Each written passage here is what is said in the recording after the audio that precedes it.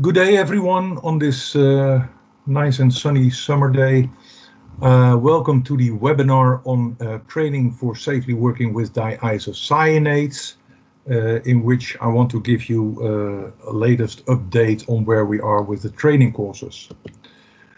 I prepared an agenda for you. After the introduction, I will describe what the situation today is with the training courses. I will show how it works for CEPE members and how it should work for your customers. There is a recap on how to access the platform and how to select the right training and how to register for it. I will come back on legal obligations for CEPE members and something on the certificates. And then finally, I have some obvious questions which I have received over the last weeks several times. And I've come with some answers on that, and we will address how to work on other questions.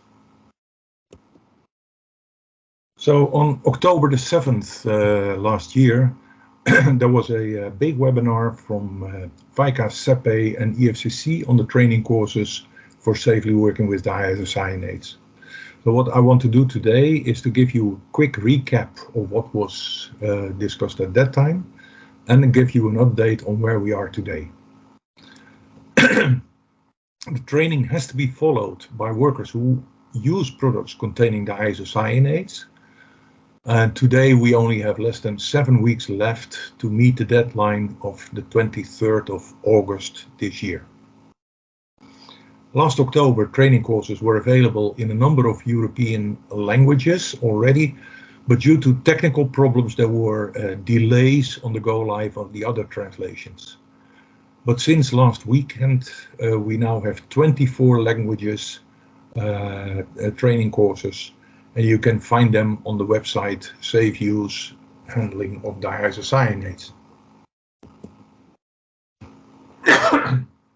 The training courses that you can choose from are many, but the ones for coatings most interesting are TO23, TO19 and TO34. This is for painters using a brush and roller, or spraying in a ventilated booth, or spraying outside. These training courses are now available in 24 languages, which you find listed below.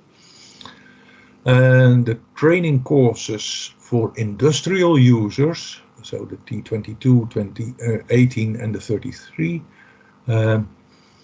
they are still available in 8 languages, which is the bold languages above, just like the training course for printing inks, 2-component printing inks. I just come out of a steer group meeting with ISOPA, and they promised that by the 23rd of August, all the other training courses will be available in all 24 languages. Languages missing are Maltese, Maltese and Icelandic. Iceland is not a member of the European Union, but is one of these EFTA countries, so they will come later, but at this point in time, we only have 24. The slide decks of all 6 training courses, so application with a brush and roller, spraying in a ventilated booth and spraying outside in an industrial setting and in a professional setting, so 6 training courses in 24 languages are available on the CEPE web pages, and you can use them for training your own employees. So for CEPE members, this is allowed to be used, but not for customers. So what are the options for the CEPE members to be trained? First of all, they can develop their own in-house training, covering the aspects which are found in the REACH restriction 2020-1149. And if you have covered all the aspects which are mentioned there, you can make your own in-house training. What you can also do is develop that in-house training by making use of the PowerPoint slide decks developed for the ISOPA platform, which can be found on the CEPE web pages for members. Thirdly, you can follow a training course from the Safe Use Di-isocyanates platform, preferably in a group session with an in-company trainer. And the final option is that you can ask your workers to follow an individual self-e-learning training. But we have heard some objections from several member states that they think that this is not compliant with the restriction, although I haven't found really objections against this way of following a training. But in these member states, they say that a trainer should always be there in the room. Then the training for customers. They have less possibilities or less variation, so they can follow the training courses in their own country from a organizer of trainings, provided that these trainings will meet the legislative requirements. But I haven't heard of any country, except for Germany, where such training courses are being organized. Maybe that comes later. Customers can also follow a training course from the Safe Use Di-isocyanates platform in a kind of group session with a trainer. I think that is what the image at the bottom right represents. So everyone has a laptop and a trainer is in the room, and you go through the training course, and if you have questions you can ask the trainer. If you look at the website Safe Use Di-isocyanates, you will find a self-e-learning button there, and under this button you can see that there is a tutorial video available, and this video in 2.5 minutes explains how you can book a training and how to create a booking for your colleagues as well. Then the selection of the training. You can go to isopa-idloom.tech or to www.safeuse.isocyanates.eu, and then you come to this page where on the bottom bar you can see the second item is self-e-learning. That is where I just showed that the tutorial movie is, and on the upper right side you can select the language. Here you now can see that many languages are available, or 24, so Bulgarian, Croatian, Czech, Danish, and so on and so on. If you then look at the bottom of your slide in the middle, there is a list of trainings. If you click on that button, you come into a bigger menu where you see all kind of information. What you should do is scroll down completely, and there you will find pictures like these, and you can see that there is, no, let me first say, on top there is a possibility to select your language, which is now also in the language of the country. So I selected Lithuanian, but I cannot even read what is mentioned there on the top. If you then scroll down, you can find training courses. There are 3 pages, but if you stay on this page, you will find the training courses 18, 19, 22, 23, and 33 and 34. You can see that in the right column, the language is Lithuanian, and in the left column, the language is still English. So the training courses 18, 22, and 33 are for industrial users. And today they are still in English, but for professional end users, so the majority of our customers, the training courses are now available in Lithuanian language.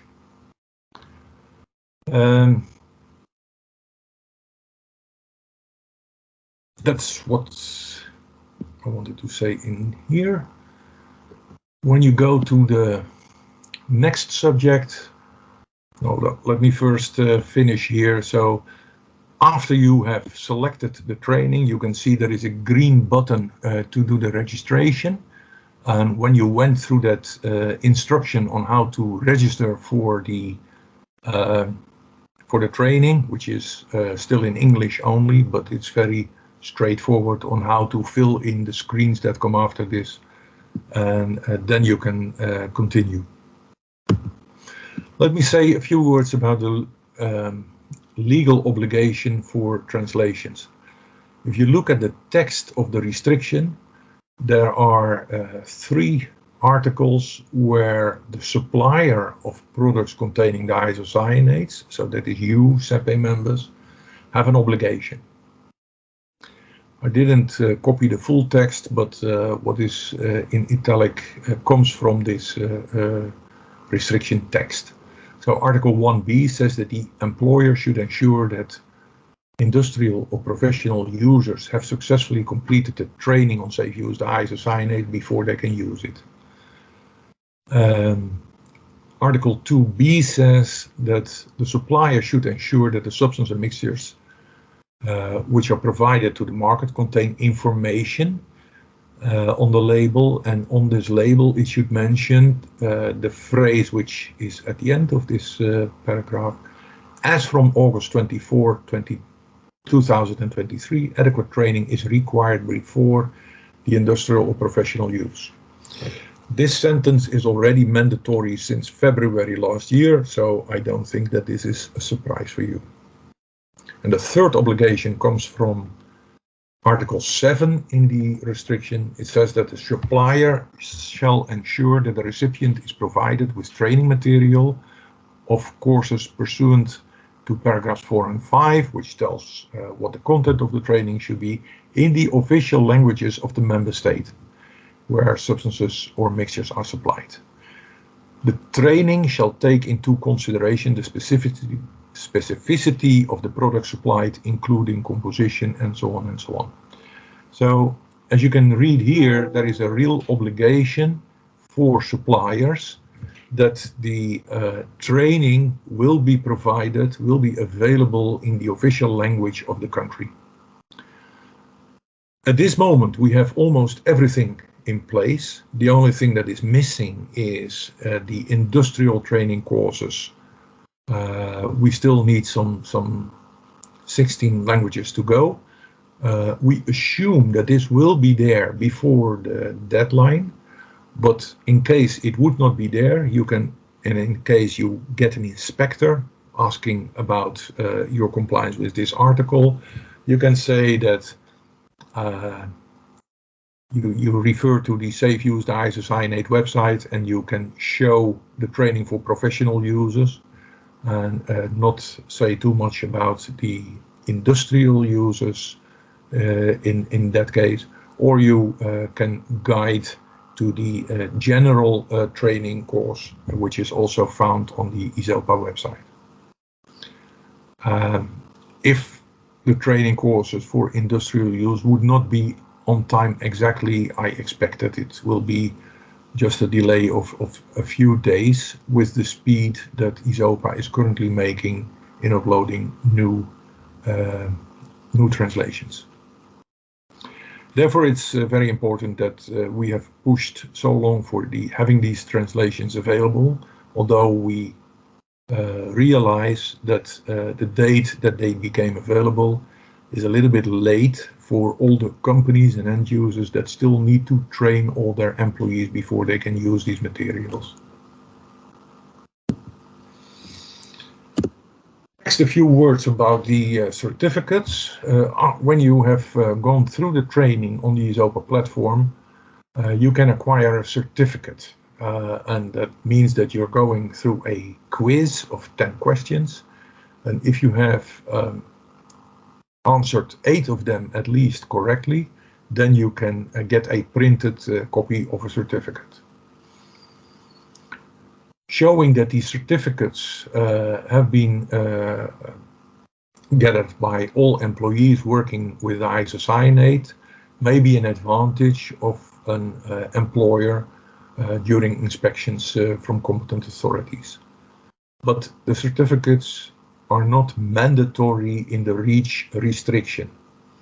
So there is no way that a inspector can demand from you that you should have the certificates available. In Article 8 it says the employer or self-employed shall document the successful completion of the training referred to in the paragraphs 4 and 5 and so on and so on and so on.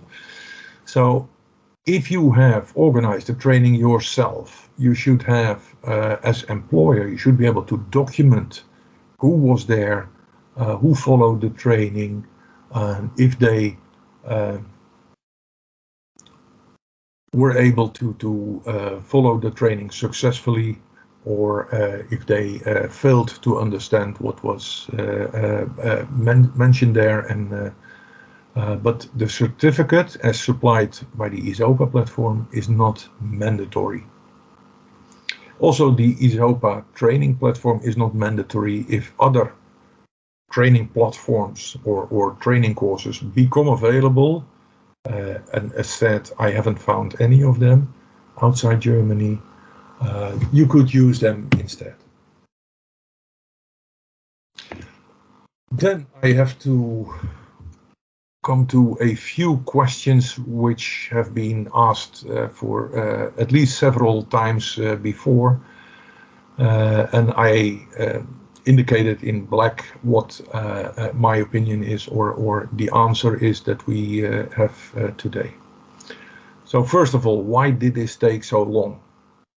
And I really regret that the whole making available of translations was a very time-consuming activity.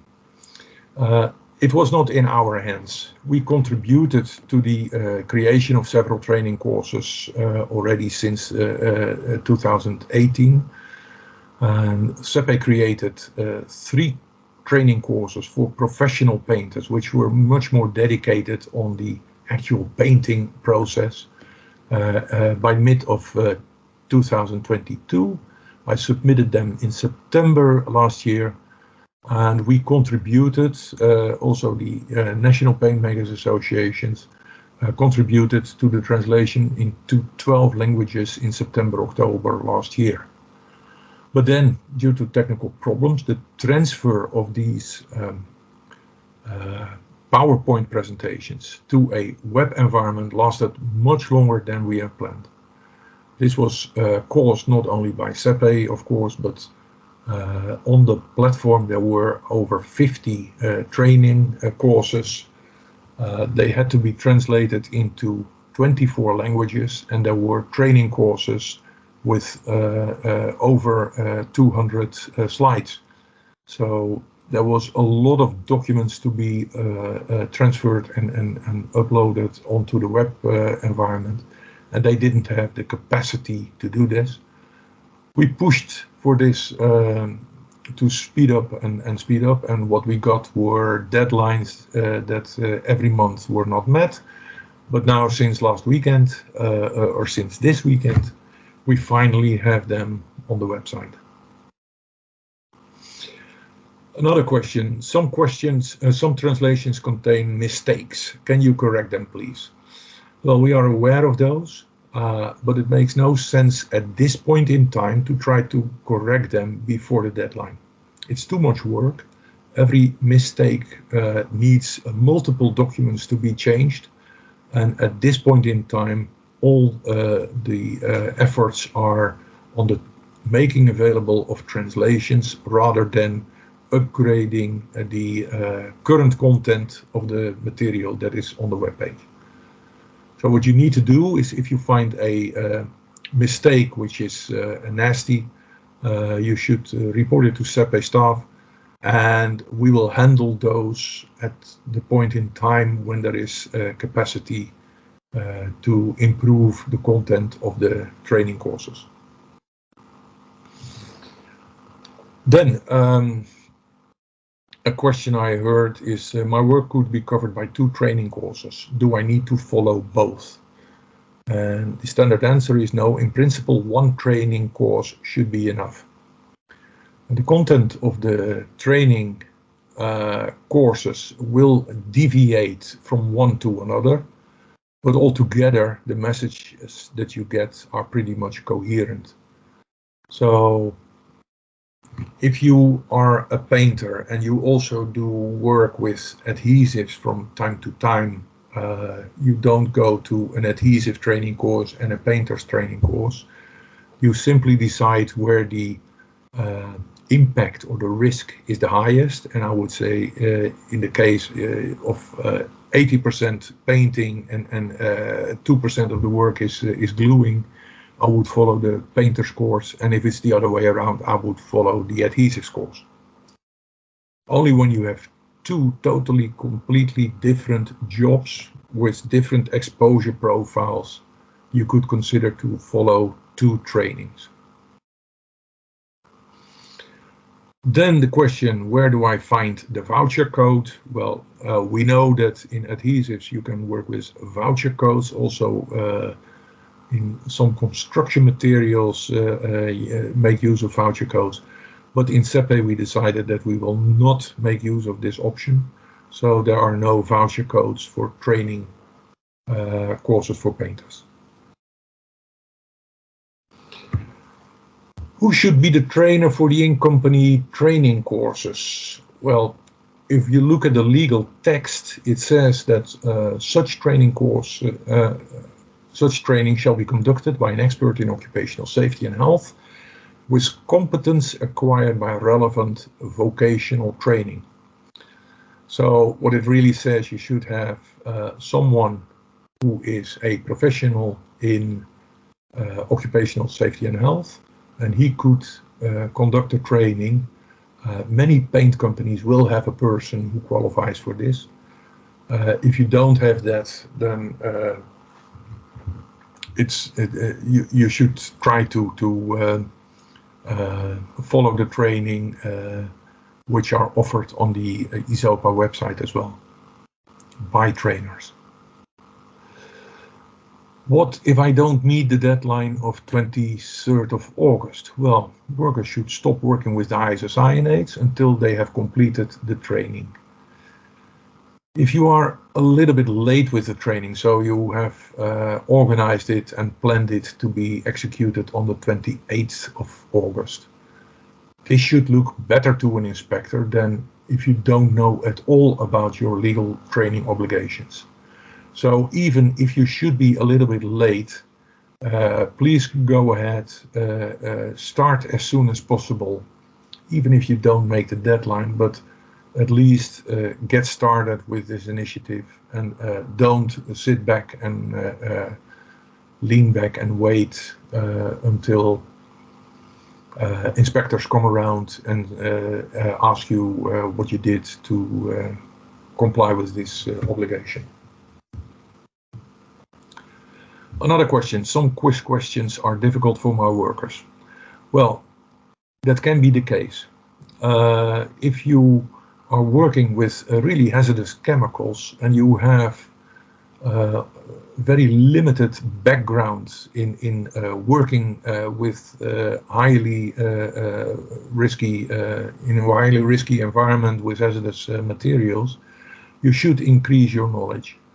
And we realize that sometimes the tone or the wording in the question may not be optimal, but at least your worker should realize and learn during this training that the risk on exposure has to be minimized, and he needs to get acquainted to this and start working on this. If you fail the quiz the first time, this can happen to anyone, you can repeat it several times. The only thing is that there are more than 10 questions available, and every time you redo a training, you get randomized 10 questions again. So that means that you can have 4 questions which you saw previously and 6 new questions. And if you recognize question 2 with A, B, C, and D as the answer, Also, the answers A, B, C, D are randomized in the second time you see it, so you cannot fraud by simply putting on a piece of paper the sequence like 1D, 2B, 3C, and so on, because that changes all the time. But it's important that you should check whether your workers have really gained knowledge on how to work safely with these materials. Another question, our customers don't appreciate di-isocyanates. Are there good alternatives? Well, for many users, the low level of residual di-isocyanates is not really needed. So if you look at products which use isocyanate hardeners, there can be some residual monomer in there in a product which for the rest is pre-polymerized. So what formulators can do is bring the level of free di-isocyanate below 0.1% without sacrificing the performance. And if you do so, the training will no longer be needed. And also the risk of being exposed to di-isocyanates is reduced because the concentration goes down. So this is an alternative which really shows a good similarity with the techniques that you are already using. In general, can we replace di-isocyanates by other chemicals? I would not like to give an answer on that. Then we come to the final slide. If you have other questions, we don't have an audience here, but if you have them, send them to CEPE and we will help you wherever we can. Thank you very much for your attention and good luck with the training.